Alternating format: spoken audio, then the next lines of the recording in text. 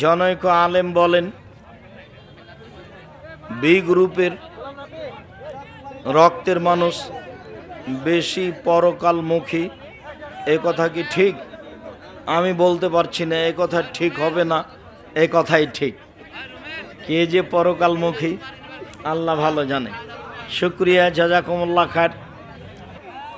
ছেলেদের জন্য সোনা, রূপা, ডায়মন্ড এর আংটি ব্যবহার করা যাবে কি? ডায়মন্ড করতে পারেন, সোনা রূপা করা যাবে না। রূপা করতে পারেন, সোনা করা যাবে না। আত্মহত্যা করে মারা গেলে তাদের জানাজা পড়া যাবে কি? যায়। যে কোনো ইমামের পিছনে সালাত আদায় করা যাবে কি? কবরে থাকে, কবরে মাজারে থাকে, তাবিজ লিখে দেয়, এদের পিছনে সালাত হবে না, বাকি হবে। আপনার কোন কোন বই পড়া জরুরি? সালাতের উপরে যেটা বই সেটা পড়া জরুরি, উপদেশ যেটা সেটা পড়া জরুরি। আর মাসিক আল ইতেসাম পত্রিকা 50টা প্রশ্নের উত্তর আছে, সবাইকে পড়তে হবে। জরুরি হিসেবে আবদুল্লাহর বই মিন্নাতুল বারি, জরুরি হিসেবে আবদুল্লাহর বই রুজি, জরুরি হিসেবে আবদুল্লাহর বই আমরা হাদিস মানতে বাধ্য। আর আদর্শ পুরুষ, আদর্শ নারী, আদর্শ পরিবার, আদর্শ পুরুষ, আদর্শ নারী, আদর্শ পরিবার, এগুলো দেখবেন। কি কাজ করলে ঈমান মজবুত হবে? রাতে উঠে 2 রাকাত সালাত আদায় করে কান্নাকাটি করবেন, কোরআন তেলাওয়াতে অভ্যাসী হবেন, মজবুত হয়ে যাবে ইনশাআল্লাহ। যুবকদের জন্য কিছু নসিহত করবেন। মসজিদের জায়গাতে, মসজিদের পাশে মাদ্রাসা করা যাবে কি? মসজিদের জায়গাতে মাদ্রাসা করা যাবে না। মাদ্রাসার কাছে মসজিদ কমিটি কিছু দাম দিয়ে বিক্রি করে দিবে, তো ওই টাকাটা মসজিদে লাগাবে, আর কিছু দাম নিল তো অতি কিনা বেচা হয়ে গেল, তখন ওই জমিতে মাদ্রাসা বানাবে। কেননা মাদ্রাসার মান কম আর মসজিদের মান বেশি, তো বেশি মানের জিনিস কম মানে নিয়ে যাওয়া যাবে না। মাদ্রাসার জিনিস মসজিদে লাগানো যাবে, মসজিদের জিনিস মাদ্রাসায় লাগানো যাবে না, তবে কমিটির কাছ থেকে কম দামে কিনে নেন। রাসূলের সুন্নত কি কি? আপনার কোন বইয়ে পাওয়া যাবে? সলাতের বইয়ে দেখেন, সলাতের উপরে প্রায় সবই আছে।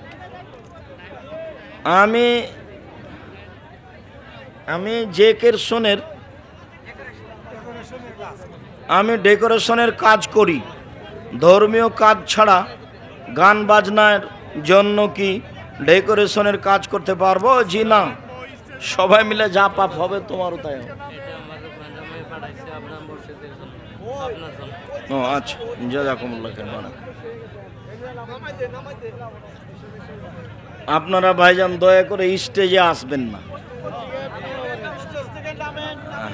আমার সাথে সাক্ষাৎ হবে যাওয়ার সময়। আচ্ছা, হবে পরে ইনশাআল্লাহ। এখন স্টেজে আসলে হইচই লেগে যাবে। আপনারা সবাই বই পুস্তক নিতে থাকেন, পত্রিকাগুলো, বইগুলো সবাই নিয়ে যাবেন, আর পত্রিকাটাকেও ছেড়ে যাবেন না, একটু থামেন। তাড়াহুড়া করে মোটরসাইকেল স্টার্ট দিয়ে পালাচ্ছেন কেন? আমি তো বসে আছি। শয়তানের কাছ থেকে বাঁচার উপায় কি? 2 রাকাত করে সালাত আদায় করে কান্নাকাটি করতে, ও খুব শয়তান, ও লেগে আছে আমাদের সাথে, আল্লাহর কাছে ওয়াদা নিয়েছে ও নাকি আমাদের ফাঁকি দিবেই। জেরা মসজিদে আলোচনা করা জায়েজ কি? জেরার মসজিদ তুমি কি দিয়ে বুঝলে? জেরার মসজিদ তো আমরা বুঝতে পারলাম না।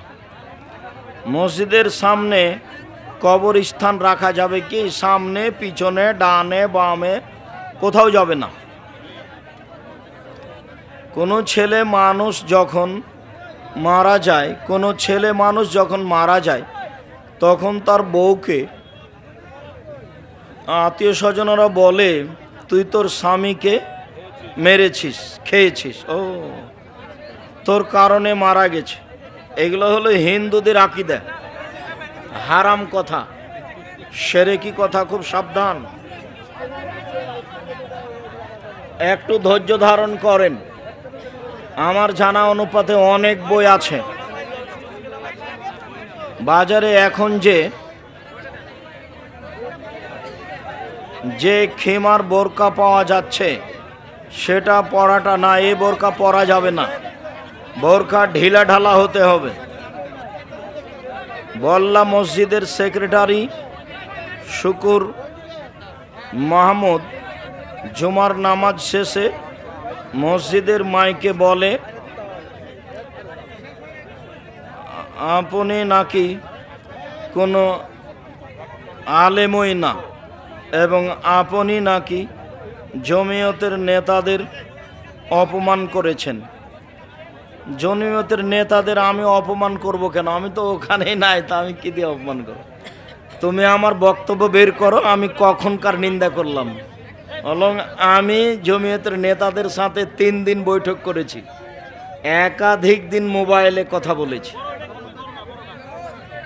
তুমি না জেনে কথা বলছো কেন? এটাও তোমার কাবিরা গুনাহ। আমি যেটা বললাম সেটা তদন্ত করো। আর তোমাদের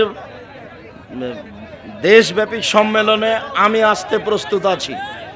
বল্লার সেক্রেটারি আপনি জিম্মেদারি নেন, আর আপনি আলেম ওলামাকে জামিয়া সালাফিয়া পাঠান, দেখি আপনি কিভাবে করেন। আমি আপনাকে ওয়াদা দিয়ে চলে গেলাম, আরো বলে গেলাম, আমি কোনোদিন কারো নিন্দা করিনি। আমি 3 দিন জমিয়ত সভাপতির সাথে বৈঠক করেছি, একাধিক দিন মোবাইলে কথা বলেছি।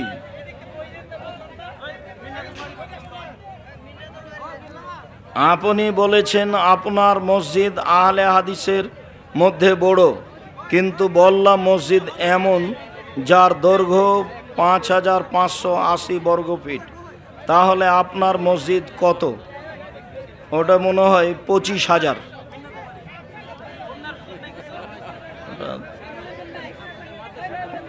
অনেক বড়। তুমি এগুলো কথা ধরে টিকতে পারবে না, খামাকে এগুলো কেন বলতে গেছো? ওটা আরো অপমান হওয়ার পথ, ওটা তুমি ভাবতেই পারবে না। ও স্বপ্নে দেখার মতো ব্যাপার, যে তুমি খালি ঢুকে দেখলে বুদ্ধি কমে যাবে।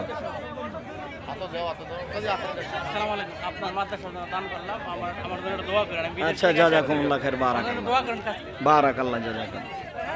তথ্য প্রমাণের ভিত্তিতে মসজিদ জেরা হলে সেখানে ওয়াজ মাহফিলের জন্য দাওয়াত রাখা কি জায়েজ? এই বিষয়গুলি আমাদেরকে আগে জানাতে হবে, মসজিদের জেরার কি না। কোনো ইমাম যদি শেষ জামানায় ঈসা আলাইহিস সালাম আসবেন এটা বিশ্বাস না করেন, ঈসা আলাইহিস সালাম আসবেন এটা বিশ্বাস না করলে ও মুরতাদ, ও ধর্মচ্যুত মানুষ। ফরজ সালাতের পরে খাসভাবে 1 রেকাত ভিতরে পড়া যাবে কি? জি, 1 রেকাতের হাদিস অনেক বেশি। নামাজ আদায় করে 5 ওয়াক্ত কথায় কথায় মানুষকে গালি দেয়, 5 ওয়াক্ত নামাজ আদায় করে, 5 ওয়াক্ত কথায় কথায় মানুষকে গালি দেয়, মিথ্যে কথা বলে, মানুষকে বোকা সাজায়, এ ব্যক্তি কেমন মুসলমান? মহাপাপী।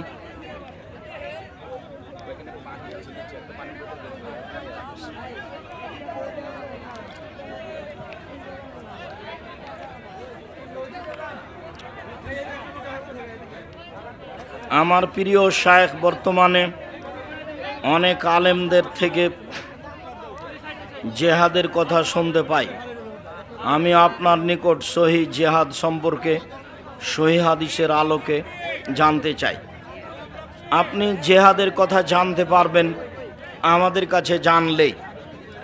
যখন মোল্লা ওমর যুদ্ধের ঘোষণা দিয়েছিলেন তখন একটা জেহাদের উপরে আমার বক্তব্য ছিল, তুমি এখনো দেখতে পারো।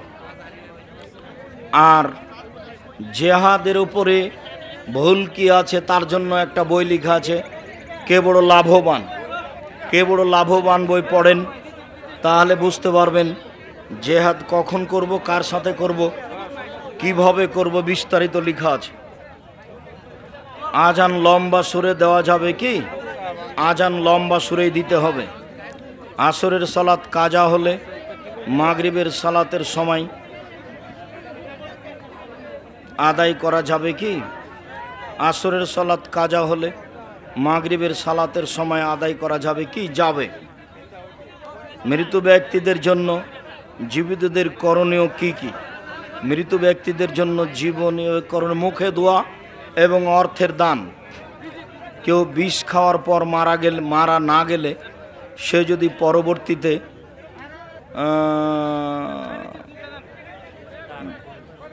তার ভুল বুঝতে পেরে তোবা করে, তোবা করলে তার তোবা কবুল হবে। জাযাকুমুল্লাহ।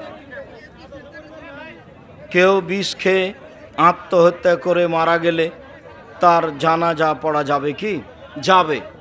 আত্মহত্যাকারীর জানাজা পড়া যাবে।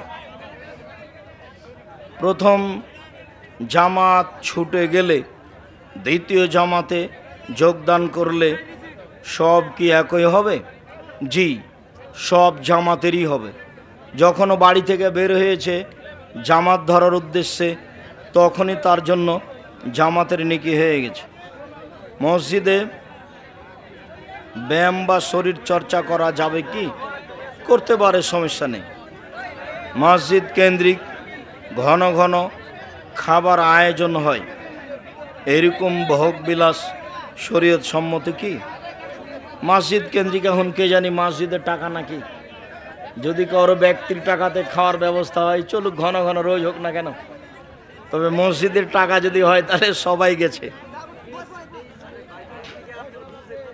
ব্যক্তির মৃত্যুর পূর্বের অর্জিত সন্দেহযুক্ত সম্পত্তি তাহার মৃত্যুর পর তাহার উত্তরাধিকারীরা ব্যবহার করলে জায়েজ হবে কি? মৃত ব্যক্তির পূর্বের অর্জিত সন্দেহযুক্ত সম্পত্তি উত্তরাধিকারীরাও জমি ছেড়ে দেখ, উত্তরাধিকারীরা সন্দেহযুক্ত জমি ব্যবহার করতে হবে না, মালিককে ফেরত দেখ, না হলে মাদ্রাসায় দান করে দেখ। তওবা করার পূর্বের সন্দেহযুক্ত টাকা পয়সা তওবা করার পরে ব্যবহার করা যাবে কি? সন্দেহযুক্ত যদি নিজের উপার্জনে হয়ে থাকে তাহলে ভোগ করতে পারবে, আর যদি সন্দেহযুক্ত টাকা কারো মারা টাকা হয় তাহলে সেটা দিয়ে দিতে হবে। রাসূল সাল্লাল্লাহু আলাইহি সাল্লামের জানাজাকে পড়াইছিলেন, রাসূল সাল্লাল্লাহু আলাইহি সাল্লামের জানাজা হয়নি, 3 দিন লাশ উপরে ছিল, তারপর মাটি হয়েছিল। 8 জন 10 জন করে ভিতরে গিয়ে এমনি দোয়াটা পড়ে বের হয়েছেন, জানাজা হয়নি। আমার মা আমার প্রতি অসন্তুষ্ট, কারণ আমার অর্থ সম্পদ নেই, অন্যের ছেলেরা বাড়ি গাড়ি করেছে কিন্তু আমি সেরকম পারছি না, এটাই মায়ের আক্ষেপ। এখন আমার কি করা উচিত? তোমার মাকে বুঝাতে থাকো, ধৈর্য ধারণ করো, পৃথিবী এরকমই, বোঝাতে থাকো, ফল তোমার ভালো হবে ইনশাআল্লাহ। সহিহ হাদিসের আলোকে আধুনিক ব্যাংকিং ব্যবস্থার শরীয় হুকুম কি?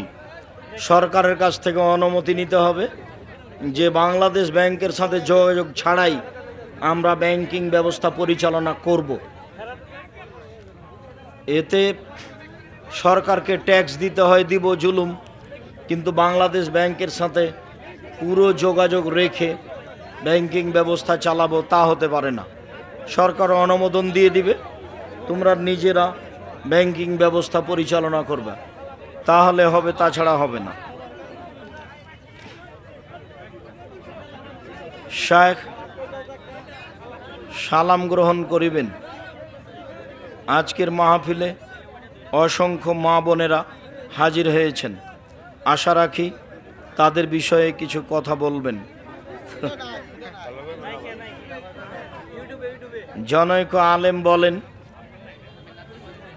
বি গ্রুপের রক্তের মানুষ বেশি পরকালমুখী, এ কথা কি ঠিক? আমি বলতে পারছি না এ কথা ঠিক হবে না, এ কথাই ঠিক। কে যে পরকালমুখী আল্লাহ ভালো জানে। শুক্রিয়া, জাযাকুমুল্লাহ খায়ের। আজকে বল্লার এই মাঠে হাজারো হাজার লক্ষ জনগণ জমা হয়ে আপনারা এই সম্মেলনকে সুন্দরভাবে সফল করলেন। কাজেই আপনাদের আমরা আন্তরিকভাবে শুকরিয়া আদায় করি। যারা ব্যবস্থাপনা করেছে, অনেক ত্যাগ তিতিক্ষা কষ্ট করে কাজ করেছে, আল্লাহ তুমি তাদের যাজায়ে খায়ের দান করুন। যারা যেভাবে সহযোগিতা করেছে তাদেরকে তুমি যাজায়ে খায়ের দাও। আল্লাহ, আমরা যে কথা বললাম সকল দিনই ভাইয়নকে সেভাবে চলার তৌফিক দান করো। এ দাবি, এ দাওয়া, এ দোয়া রেখে সকল দিনই ভাই বোনকে বইগুলি সংগ্রহ করার অনুরোধ রেখে, মাসিক আল ইতেশাম পত্রিকা সংগ্রহ করার অনুরোধ রেখে, দিনী বোনেরা চলে গেছেন, আপনাদের জন্য বই ছিল কেন এই নির্যাতন, কি তার প্রতিকার,